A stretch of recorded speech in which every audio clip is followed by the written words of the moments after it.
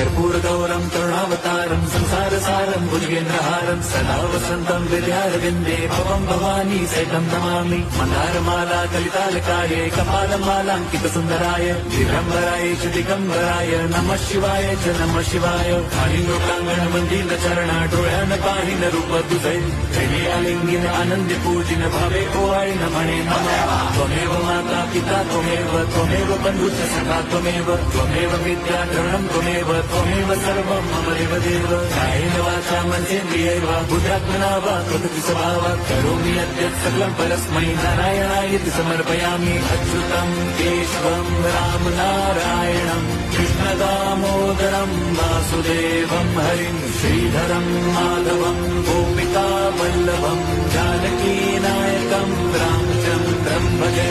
Hare Ram Ram Ram Hare Hare, Hare Krishna Hare